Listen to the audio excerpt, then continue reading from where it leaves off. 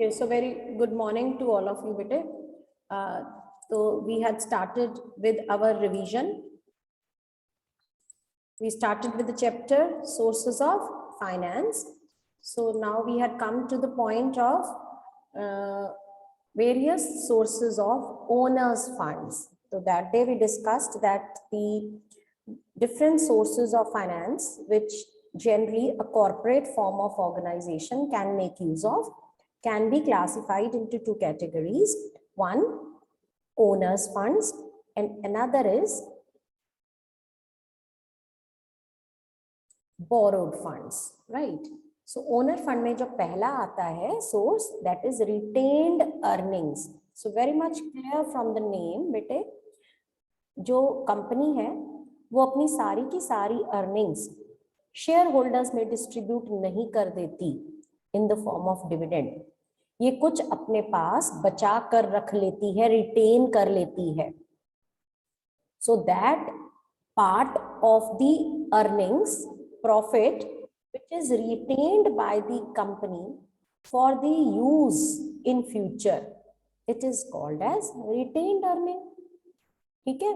सो क्योंकि हमने अपना ही पैसा, अपने प्रॉफिट्स का पैसा अपने पास रिटेन करके रख लिया और कल को हमें जब जरूरत होगी, हमें बिजनेस को एक्सपैंड करना है, ठीक है, तो हम उसको फ्लो बैक कर देंगे. Of course it is one of the source of internal financing. ठीक है. अब कितना पैसा हमारे पास रिटेन करके हम रख सकते हैं, that would depend upon many factors like your net profits. Right, this is the major factor. वही, अगर आपके नेट प्रॉफिट ज्यादा हैं तो आप ज्यादा रिटेन करके रख सकते हो. लेकिन अगर आपके नेट प्रॉफिट्स कम हैं तो अगर आप रिटेन ज्यादा कर लोगे और शेयर होल्डर्स में डिस्ट्रीब्यूट नहीं करोगे तो वो नाराज हो जाएंगे, आपकी कंपनी की शेयर्स की वैल्यूएशन कम हो जाएगी. They will start selling the shares of your company which would lead to reduction in the market value of your company's shares. So अगर नेट प्रॉफिट ज्यादा है तो रिटेन्ड अर्निंग्स ज्यादा रख सकते हैं, लेकिन अगर नेट प्रॉफिट्स कम है तो आप रिटेन्ड अर्निंग्स कम ही रख सकते हैं. Another factor is dividend policy. Now dividend policy कैसी है फर्म की? कुछ फर्म्स की पॉलिसी होती है कि हमने शेयर होल्डर्स को हमेशा खुश रखना है, ठीक है, इनको हमने ज्यादा से ज्यादा देना है in the form of dividend, तो उस केस में रिटेन्ड अर्निंग्स कम रखेंगे. Whereas अगर आपकी पॉलिसी ऐसी है, कोई बात नहीं, शेयर होल्डर्स को पैसा हम अगली बार ही दे देंगे, इस बार हमारे हमें आगे जाके हमें पैसों की जरूरत है तो हम रिटेन अर्निंग ज्यादा करेंगे, तो फिर वो रिटेन अर्निंग ज्यादा कर सकते हैं. थर्ड फैक्टर इज बेटे age of the organisation. Of course the older the organisation is, more retained earnings it would have. अगर नई कंपनी है तो उसकी रिटेन्ड अर्निंग्स कम रहेंगी, ठीक है, क्योंकि अगर ओल्ड है ऑर्गेनाइजेशन, उसकी एज ज्यादा है, तो ओवर द इयर्स उसका काफी अर्निंग्स रिटेन हो गई होंगी. ठीक है. Okay, so now after discussing the what is retained earning, we need to discuss its merits as well as its limitations. क्योंकि बेटे ये merits और limitations को consider करके ही हम ये decide करेंगे कि क्या हमें retained earnings as a source of finance use करना है या नहीं है, नहीं, या इसका comparison हम तभी कर पाएंगे दूसरी sources के साथ अगर हम इसके merits और limitations evaluate कर पाएंगे. So let us see what are its merits. And बेटे another thing, जब हम एग्जाम्स में ऐसा क्वेश्चन आता है आपको, what are retained earnings, what are the merits and demerits, ठीक है, या इस तरह से क्वेश्चन आ जाता है, it is that part of the profit which is retained by the company for its future use, name the source of finance along with its certain merits. ठीक है, तो आपने नेम लिख दिया, that such kind of source of finance is known as retained earnings. Following are the merits of retained earnings. तो बेटे जैसे इस बुक में, एनसीईआरटी की बुक में विदाउट हेडिंग आपको दिए हुए हैं फीचर्स या मेरिट्स या लिमिटेशंस, लेकिन अगर आप एग्जाम्स में ऐसे लिखोगे तो आपके मार्क्स, फुल मार्क्स नहीं मिलेंगे आपको. If you want to get full marks you have to write it with proper heading. मैंने आपको साथ साथ लिखवाई भी हुई है हेडिंग्स जब मैंने आपको करवाया था, ठीक है, फर्स्ट टाइम. तो इस ऐसे ही आपने देना है, फर्स्ट हेडिंग डालो retained earning, sorry merits, first डालो परमानेंट सोर्स ऑफ फाइनेंस, तो फिर आगे उसकी एक्सप्लेनेशन लिखेंगे, ठीक है। So that is of course the first merit bit, it is the permanent source of funds available to an organization. The organization need not pay back the amount of retained earnings to anyone else. ये आपका अपना पैसा है, आप use कर रहे हैं, ये आपकी कंपनी में ही लग गया है, आपने इसको किसी को भी वापस नहीं करना है। Clear? Second, it does not involve any explicit cost in the form of interest, dividend or flotation cost. अब इसमें बेटे 4 वर्ड्स हैं, चारों का मीनिंग मैं आपसे पूछूंगी क्योंकि आप इकोनॉमिक्स में कर चुके हैं।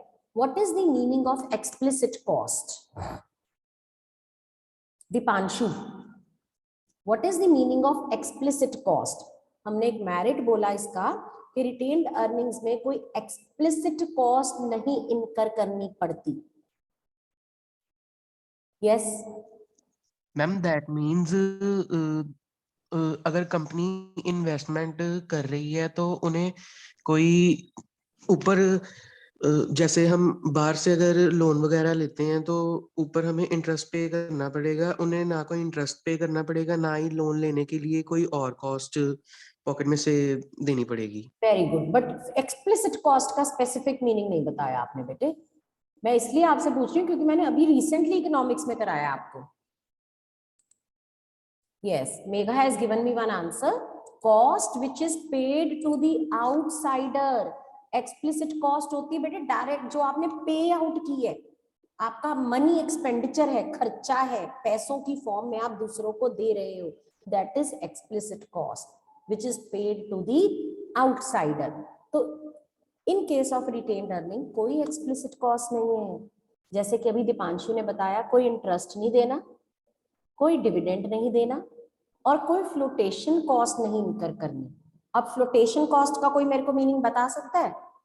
पूरब बेटे, what is the meaning of flotation cost?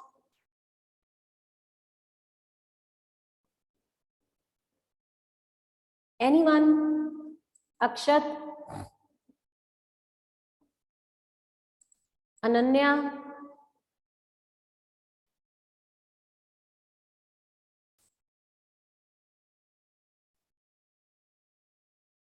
Raghav,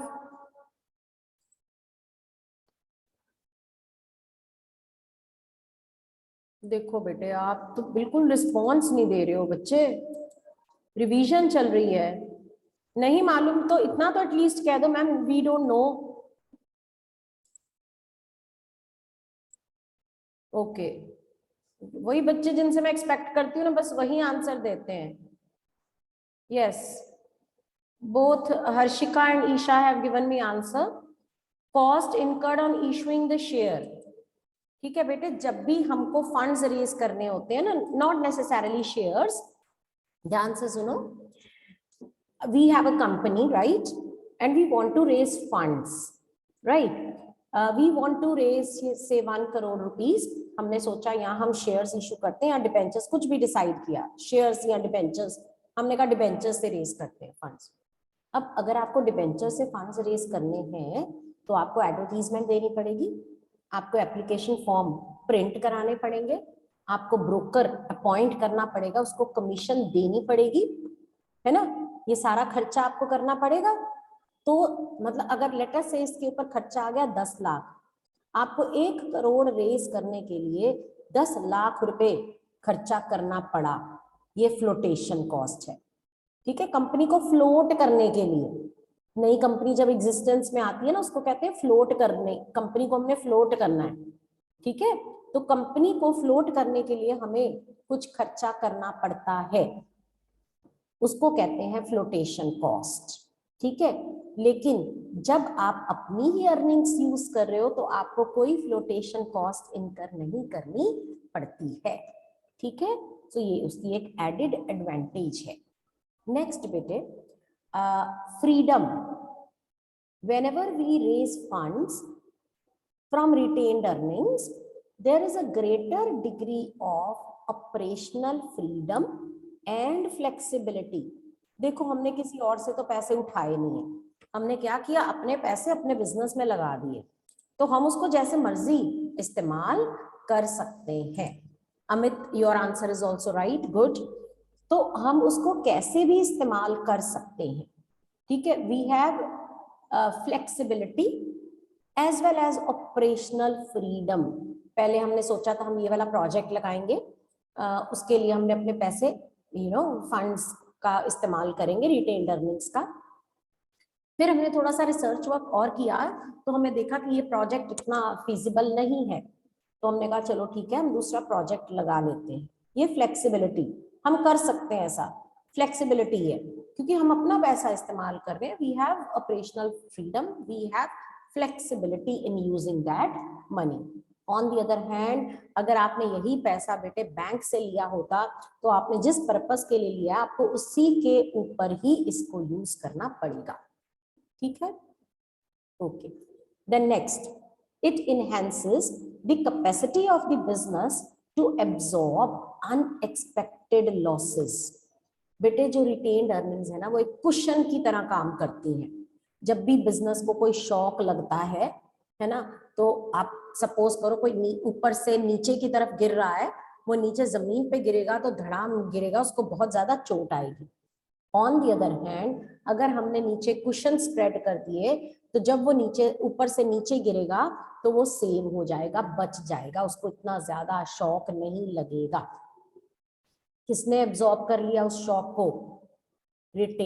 cushion ने, ठीक है। इसी तरह जो हमारा रिटेन्ड अर्निंग्स है वो बिजनेस में एक कुशन की तरह काम करती हैं।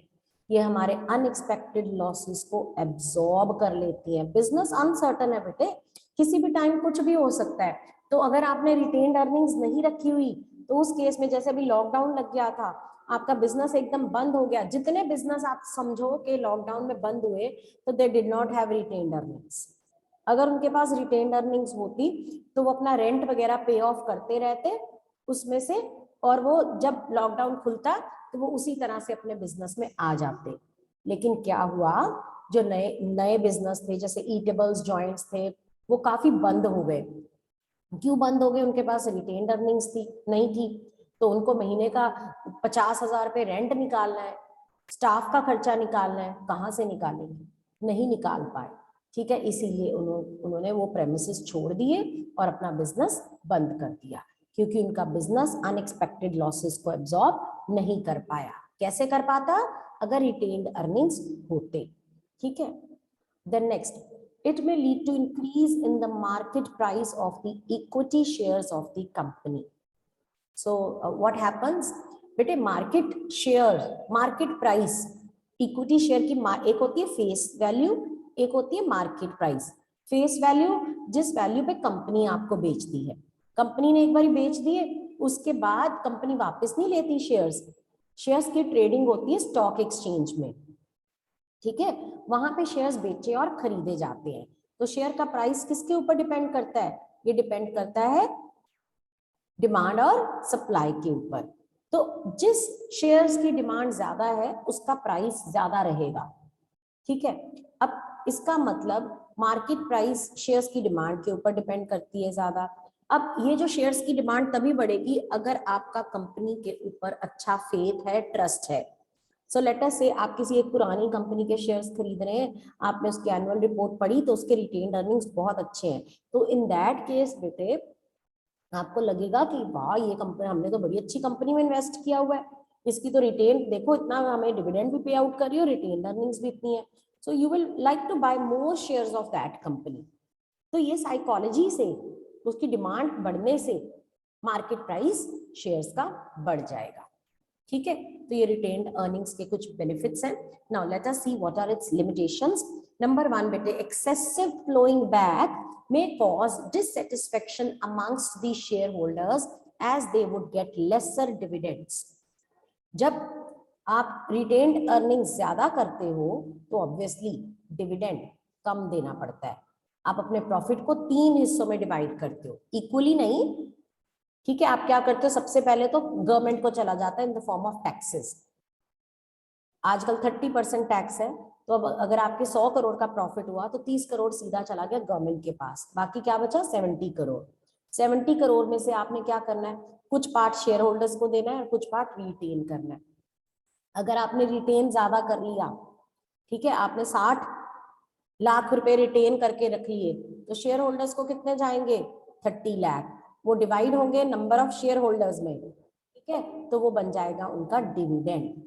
तो अगर आपने रिटेन ज्यादा कर लिए तो ऑब्वियसली डिविडेंड कम होगा, इससे आपके जो शेयर होल्डर्स हैं वो नाराज हो जाएंगे, वो डिससेटिस्फाइड रहेंगे, ठीक है, तो उससे क्या होगा, वो आपकी कंपनी के शेयर्स बेचना शुरू कर देंगे, यानी डिमांड कम हो जाएगी और उसके मार्केट प्राइसेस भी गिर सकते हैं। Then it's an uncertain source of funds as the profits of the business are fluctuating. So of course, बेटे सबसे पहला फैक्टर रिटेन्ड अर्निंग किसके ऊपर डिपेंड करती है, on the amount of net profits. अगर नेट प्रॉफिट्स कम है तो रिटेन्ड अर्निंग्स भी कम रहेंगी, तो ये अनसर्टन सोर्स ऑफ फंड रहेगा। Then बेटे the opportunity cost associated with these funds is not recognized by many firms. This may lead to suboptimal use of funds. बेटे जब आप